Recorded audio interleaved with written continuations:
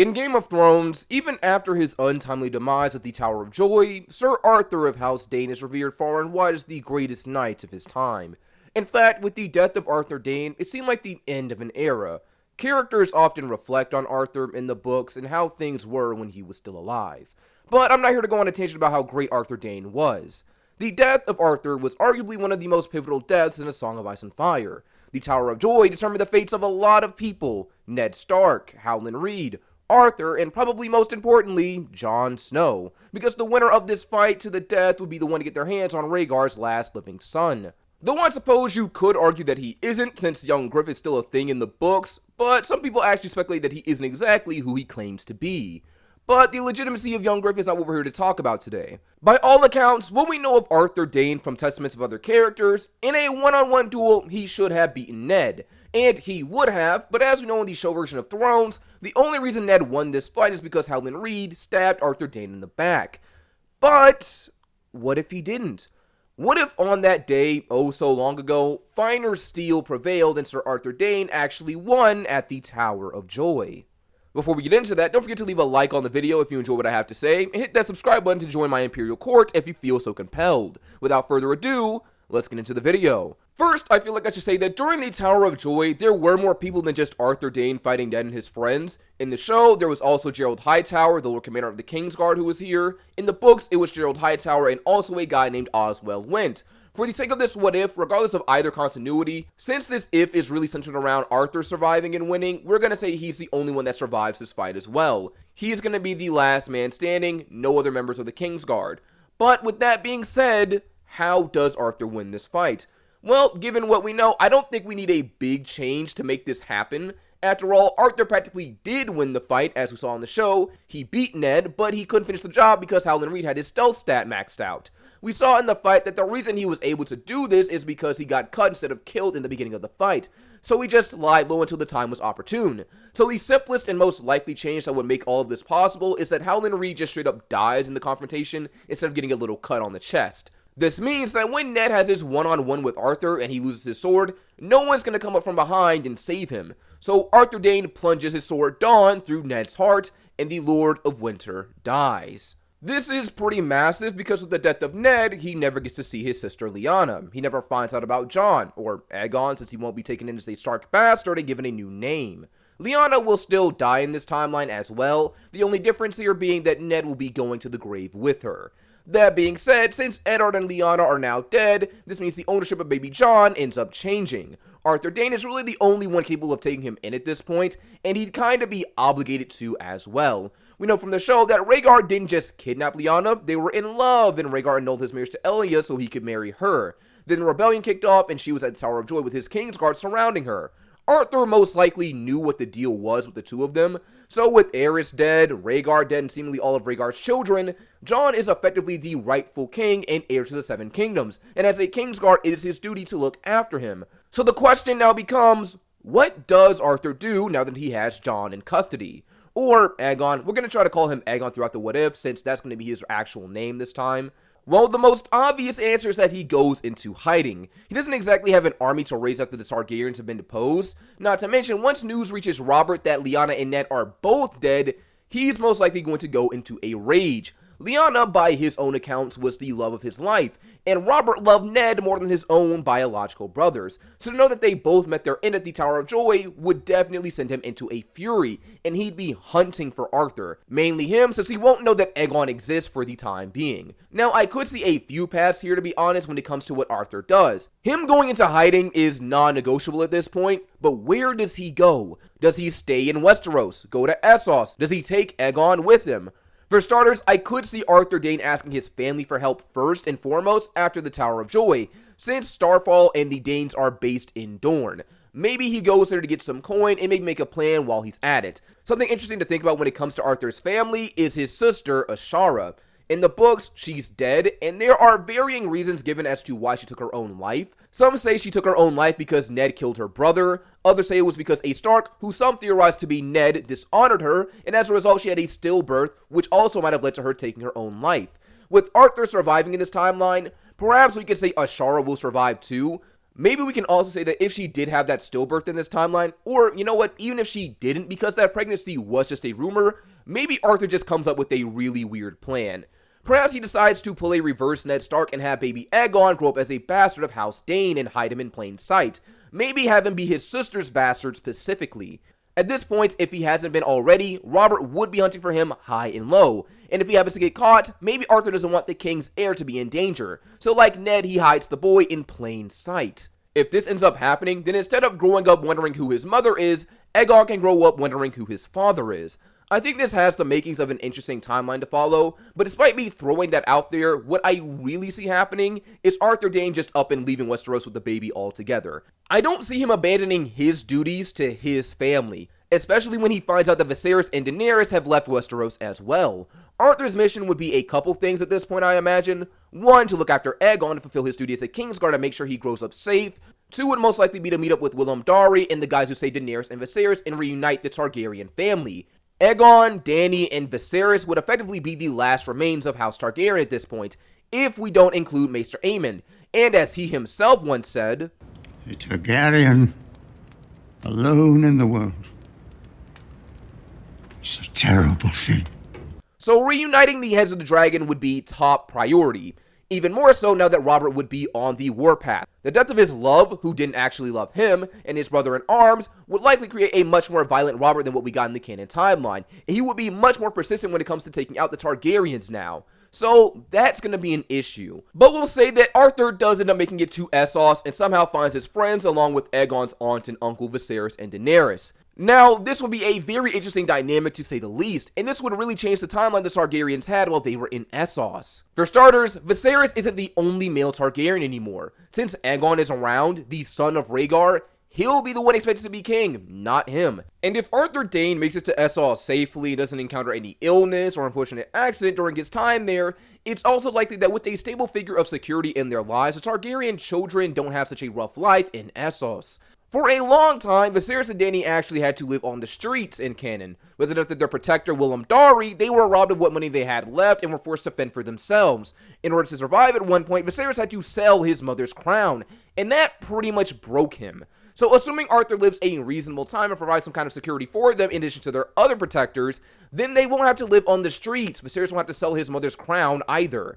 And I feel like Viserys might change the most in this timeline. He'll still have to deal with most of his family being dead and having to flee from his home, but he won't have to live in poverty, sell the last thing he has of his mother, take care of his sister alone, or have the weight of an ancient dynasty on his shoulders as the heir apparent, since Aegon will be around.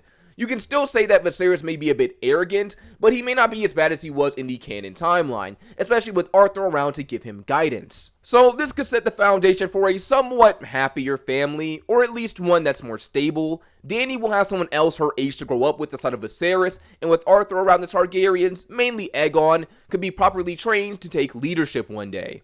I also imagine that despite this newfound stability in their lives, they would still be required to move around a bit because, as I said before, Robert is much angrier and bloodthirsty in this timeline, so they would need to be on their toes. But outside of the Targs, what other changes could we see in Westeros, specifically in the north? With Ned dead, this makes Catelyn Stark a widow, and his death effectively erases most of his Stark children. Sansa, Arya, Bran, Rickon, wiped from existence. But around the time Ned went to the Tower of Joy, Robb was already born, I'm pretty sure, so I think he still exists in this timeline. But he'll still be a baby and too young to rule, and I doubt that the North will let Catelyn rule in Regency for him. Honestly, I feel really bad for Cat in this timeline, because the first man she was supposed to marry, Brandon Stark, was killed by the Mad King, and now Ned, the man who married her out of honor and the father of her child, was killed by Arthur Dayne. That has to suck for her.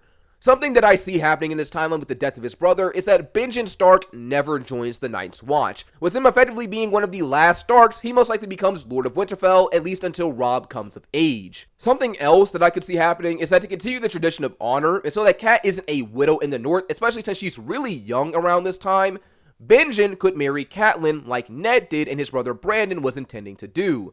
This way they can continue to honor that deal with the Tullys, even though Robb is still alive in this timeline, and when the time comes, they could probably have more children as well, which might actually be necessary at some point because infant mortality rate is pretty high during this time, so they may need an heir and a few spares. Now, how Catelyn would feel about this is an entirely different story, since the men who seek to marry her all seem to end up dead at some point. It will be interesting to see how she tackles a potential marriage to a third Stark man, and the idea that death seems to follow her prospects. Maybe she'll be a bit more paranoid in this timeline when it comes to love.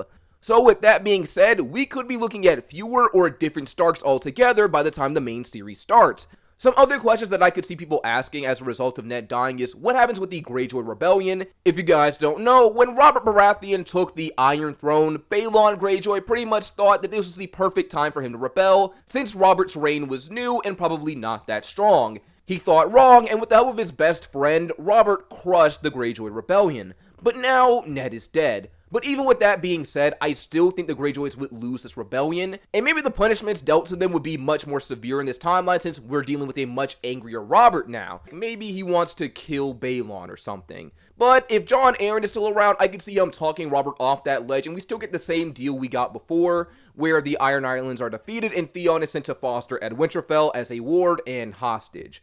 But aside from that, when the main story starts, what's gonna happen? Well, I still think we'll see Robert ride north to meet Benjen, Catelyn, Robb, and any other children Catelyn and Benjen might have had during this time. Like canon, he's gonna pull Benjen to the side and ask to see the crypts, so he can go see Ned and Lyanna. Now, here's where things will diverge a bit. Robert doesn't have the same rapport with Benjen that he had with Ned, so I don't see him asking him to be Hand of the King after Jon Arryn dies. That position may go to one of the Lannisters like Jaime or Tywin if Cersei gets in his ear. Or maybe he'll name Stannis if he feels so compelled. But I do still see him making a marriage proposal. Ned was like a brother to him, and had he married Lyanna, then they would have been bound in blood. So he wants to fix that, but once again, I see things going differently. Instead of going for one of Benjen's daughters, if he and Cat had any at this point, I think the proposal would be for Robb instead, since he is the only living child of Eddard Stark himself. So there will be a lot more meaning to this for Robert than anyone else. What I can see happening here is that Robert proposes a marriage between Robb and Myrcella to bring the families together. Benjen will accept, believing that that's what Ned would want, since they were best friends in life. Now, Cersei may not be happy with this because in the early seasons of Thrones, she is very protective of her children, and Myrcella is her only daughter, so I doubt she'd be okay letting her live her days in the north. I mean, we saw how she reacted when Tyrion sold her off to Dorne. Though I suppose you could venture to say that that was different because the Martells hate the Lannisters because of what happened to Elia, so that could have played a factor into why she was so upset, and the Starks may be a different case. Either way, I still see her being upset about it though. But Robert won't care and say that it's a done deal. Though it'll be some time before anything actually comes out of the marriage, since Robb is a bit older than Myrcella. Unless you want to take advantage of this being a what-if timeline and say that nothing is guaranteed to go the same, and for whatever reason Myrcella ends up being older in this timeline, so the marriage can happen much sooner. But other than that possibility, while we're still in the north, since Bran does not exist anymore, I doubt we'll get that whole scene with the tower if it happens at all. So Jaime and Cersei will not get caught in this timeline, and no one gets pushed off the tower. Then when we go back to King's Landing, I think some things will go the same. Robert is still trying to kill the Targaryens, even more so now as stated earlier in the video due to the death of his best friend. With Jon Arryn out of the picture and Ned too, I doubt we have anyone actually investigating the true parentage of Robert and Cersei's children. So that probably won't be a plot point in King's Landing, but it'll stay the same for people like Stannis and Renly. Now, assuming Robert still dies like he did in the canon timeline, we still have war break out for the succession, but this is where things get a bit tricky. If Ned is dead, he was never taken prisoner and never executed by the Lannisters. And with Robb either betrothed or married to Myrcella in this timeline, depending on whatever age you want to go with here, the Starks would be inclined to help out Joffrey during this conflict. I don't see the North rising in rebellion or independence in this timeline because all those factors aren't there anymore. Now, they could potentially switch sides though. If word gets out that Joffrey is a bastard like before, depending on what they choose to believe, they might side with Stannis since he is the lawful heir. This also brings up questions about Myrcella too. She likely would have stayed in the north because of her betrothal, like how Sansa went to King's Landing with Joffrey when they got engaged. So if they consider her a bastard too, what does that say about her engagement to Robb? Do they break the betrothal? Do they keep her as a hostage against the Lannisters? There's a lot to think about there. Outside of Westeros, what would the Targaryens be doing around this time? Well, a lot will be different with their timeline. For starters, they will be more organized in the canon because Viserys hasn't been driven to madness and wouldn't be the de facto leader. With someone like Arthur Dayne around, assuming he survived all these years, they would have a firm guiding hand that would keep them all in check and make wiser decisions. Daenerys won't be married to Khal Drogo for an alliance. This is a great example of Viserys' incompetence in political decision-making. He expected the Dothraki to act like noble lords, when that is not how they operate. They don't have the same views on pacts and alliances like other people do. Since Viserys isn't calling the shots, this will not come to pass. And if that's the case, who does Daenerys marry? Does she marry Aegon? Well, I don't think so. I think Aegon will actually be engaged to someone else. In the books, the Targaryens had a secret alliance with Dorne. After the rebellion, Doran Martell, the Prince of Dorne, secretly betrothed his daughter, Arianne Martell, to Viserys. In exchange for this betrothal, they agreed to help him take the Iron Throne when the time came for him to push his claim. But that plan was voided when Viserys was killed. Now, in this new timeline, I still see this deal being made, but this time, instead of Viserys, it'll be with Aegon. And assuming Viserys and Daenerys aren't set up for betrothals of their own, which they probably won't be, especially if Westeros is currently at war, it may be possible that Viserys and Daenerys are betrothed to each other in this timeline. In the books, Daenerys actually always assumed that she would marry Viserys one day because of Targaryen tradition when it comes to brothers and sisters. So, this could actually be a possibility now. Regardless though, I'm sure the big question is, do they still get dragons in this timeline? As cool as that would be, given how the eggs were hatched in canon with the burning of Khal Drogo and a witch who was probably casting a spell as she died, I suspect that they won't even if they do get the dragon eggs. Unless I took some really creative liberties to make that happen. Maybe if Viserys dies, they burn his body since Targaryens tended to do that with their dead, and maybe throw some other elements in there too to make the hatching possible. Otherwise, without that, I think this will be a dragonless timeline because the steps we took to get the dragons originally are just removed altogether. But even so, arguably the Targaryens would be better off. If Arthur is around, they can learn a bit more about actual politics, and Viserys and Aegon can have years of training from the greatest swordsman alive. Things could get even more interesting if Barristan Selmy still shows up. Chances are, Joffrey is still going to kick him to the curb, and he'll come looking for them. This time, Aegon, not Daenerys, though. So there are a lot of interesting possibilities in this timeline, and I think this is where I'm going to end the video. I hope you guys enjoyed. Don't forget to like, subscribe, tell me what you thought down below, and I will see you all next time.